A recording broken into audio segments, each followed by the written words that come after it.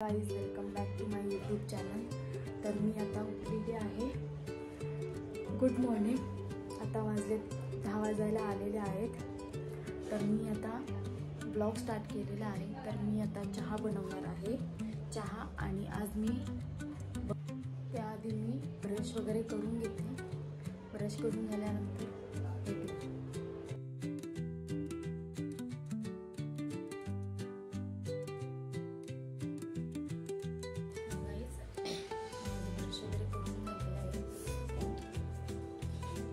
वगैरे धुतलेला आहे। तर चला आता आपण बनवूया चपात्यांची। यासाठी कांदा घेते मी।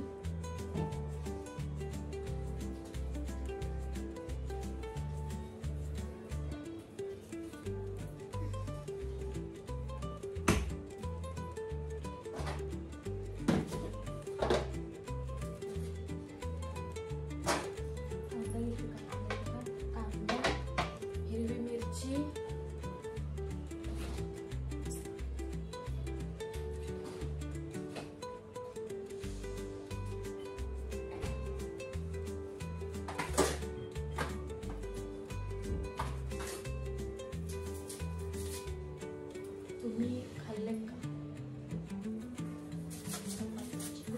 खूप छान लागतात।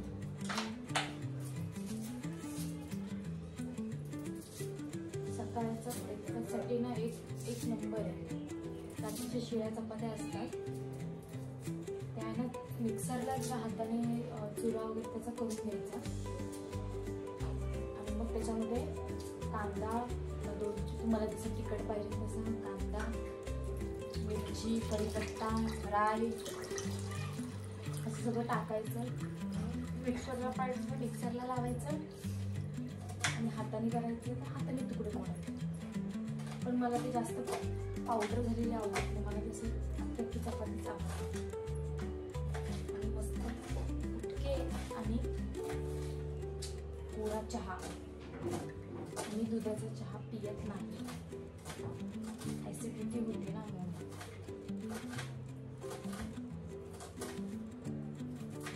अजून मला आज बेसनचे लाडूही करायचे। बघू आता कसं काम करायचं।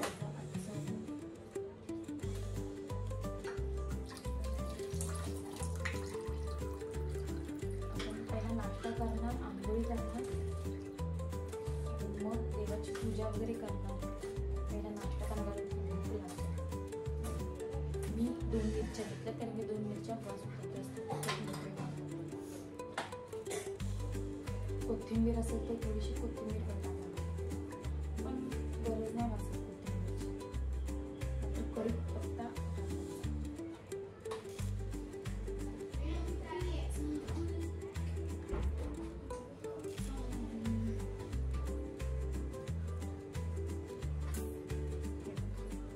सगळं कापून घेतलं।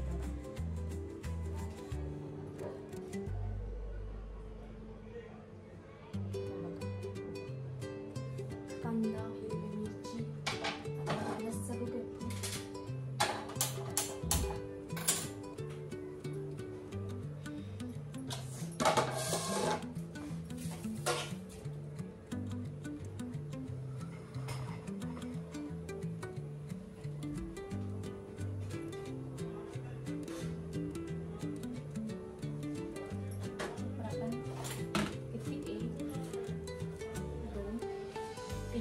तीन शिळ्या चपात्या त्याच्या आपण फुलके करून टाकतो। शिळ्या चपात्या फेकून देण्याच्या बदली हे असं करून खाल्लेलं। आणि काही लोक शिळ्या चपात्या खात नाही, फेकून देतात वगैरे। त्याच्या हे असं चुरा करून घेतलेलं बरं। न्यू चांगला नवीन एक ब्रेकफास्ट पण बनतो आपला।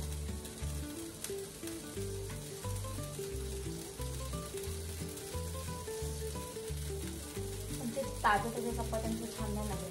शिळ्या चपात्या झालेल्या तर ते तेव्हाच छान लागतं।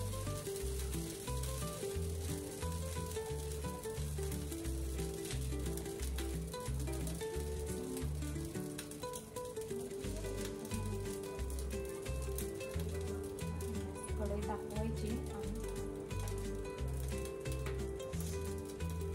हे शिरा करून घ्यायचा. याच्यापेक्षा बारीक तुम्ही करू शकता. मग तेल घ्यायचं. तेल एकदम नॉर्मल टाकायचं, जास्त तेल नाही. म्हणजे चपात्यांमध्ये खूप ऑइली ऑइली होतात.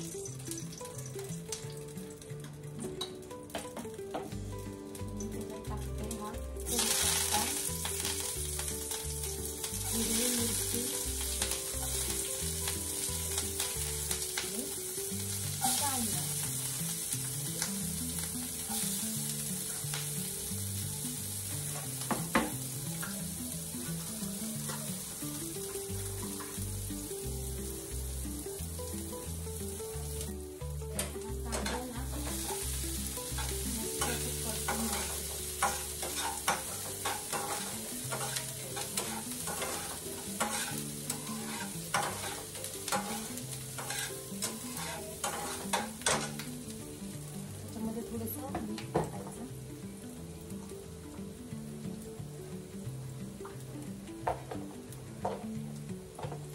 मी राई मध्ये टाकली नंतर थोडं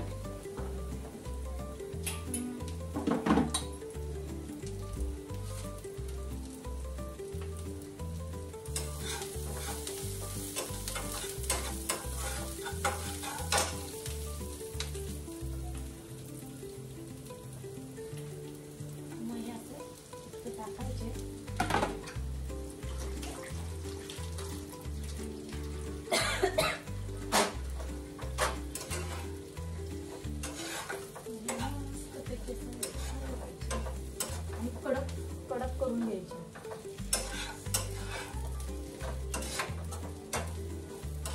कडक छान.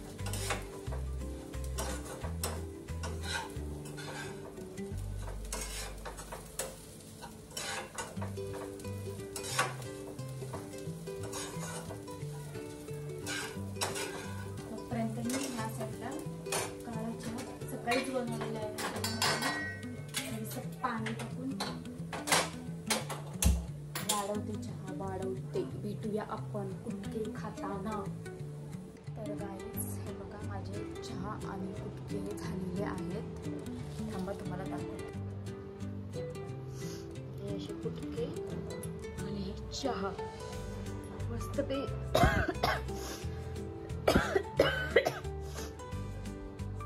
खाते आणि मग आपण ब्लॉग कंटिन्यू करूया. मला सर्दी खूप झालेली आहे, घसा खूप दुखते, खोकला वगैरे जोरात झालेला आहे. बघू आज संध्याकाळी डॉक्टरकडे जाणार आहे. बघूया कसं काय होतं ते. चला पटापट चाय पिते आणि मग भेटते आपल्याला. तर मग अशी काय ब्लॉग घ्यायला जमला नाही म्हणून आता सुरू करते. तर तुम्ही पहिले आता बेसनचे लाडू बनवणार आहे, तर तुम्ही बघत राहा.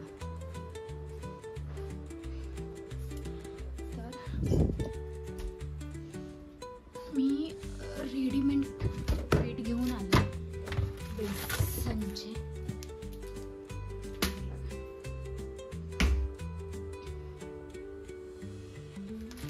तर मला त्याचे इंग्रेडियंट्स वाचू दे कसं बनवायचं. विचारलेलं ना बेसनचे. Store in a clean cool dry place free from moisturiser sunlight and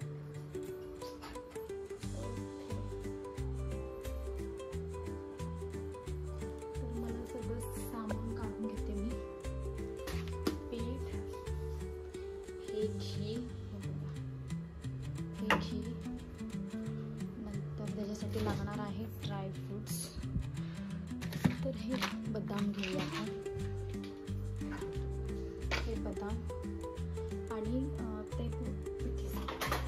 थोडीफार मला पिठी साखर लागणार आहे आणि इलायची.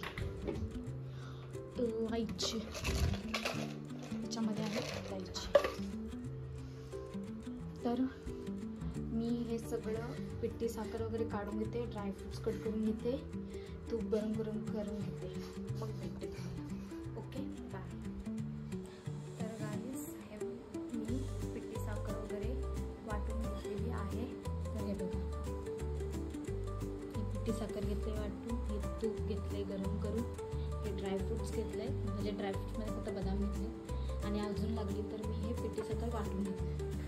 तर पहिले हे मी हात पुसून घेते, हात ओला झालेला आहे.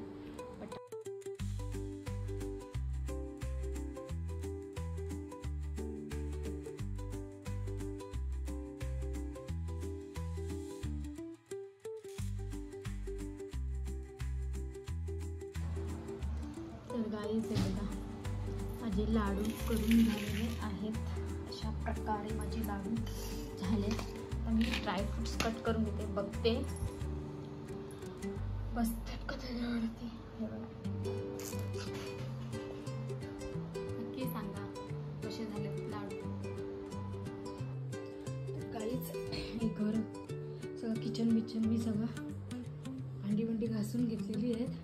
आता आपण डब्यामध्ये लाडू भरून घेऊया या मस्तपैकी आणि पॅक करून ठेवूया. पेपर लावूया, पेपर घेऊया.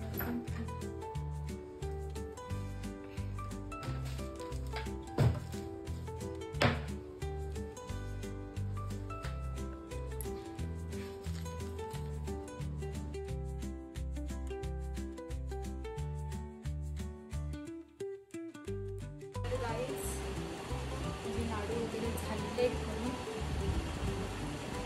तर मी आता तुम्हाला मिशोवरून मी ऑर्डर केलेलं, तर माझं ते पार्सल आलेले आहे. ही पार्सल मी मिशोवरून मागवलं होतं दिवाळीसाठी माझ्यासाठी आणि त्याच्यासाठी ड्रेस मागवलेला. तर मी ॲक्च्युली पहिलं ओपन करून बघितलेलं आहे, कारण की क्वालिटी चेक करणं वगैरे कुठं डिस्प्ले परत एक्सचेंजला द्यायचं असं मी ओपन केलं. तुम्हाला पहिल्या मी दाखवते. हे इयरिंग्स आहेत.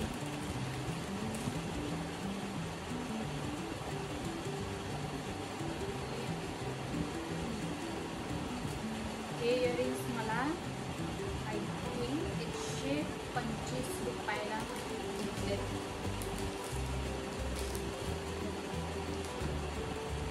असे इयरिंग्स आहेत 125ला. क्वालिटी पण मला छान वाटली आणि लाईट वेट आहे. लाईट वेट आहे. हे भाऊबीजेच्या दिवशी मी घालणार आहे. त्याची लिंक तुम्हाला पाहिजे असेल तर मी डिस्क्रिप्शनमध्ये देईन. कसे वाटले नक्कीच कमेंटमध्ये मला सांगा. हे इयरिंग्स हे 125 रुपयाला आणि ह्याची पॅकेजिंग पण छान आहे, क्वालिटी पण छान आहे, कलर पण मला आवडलेला आहे. लाईट वेट आहे. आपल्याला असं काही खूप हेवी असतात तर मग जडजड लागतात, कान मग आपले खाली येतात. तर त्याच्यासाठी एक नंबर आहे. क्वालिटी मला वाटलं नव्हतं चांगली आहे, पण 125 रुपयाप्रमाणे मस्त आहे. पॅकेजिंग पण छान भेटते. हे असं पॅकेट त्याच्यामध्ये असं रॅपर वगैरे होतं.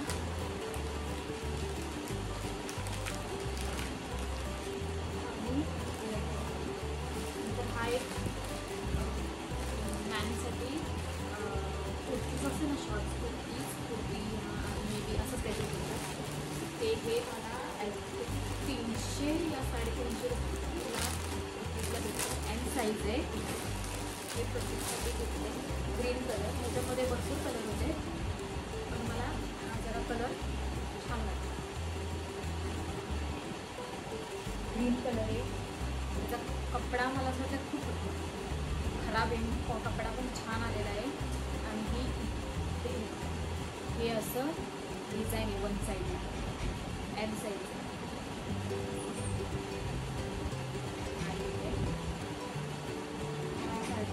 त्याचं पण कापड वगैरे खूप छान भेटतं.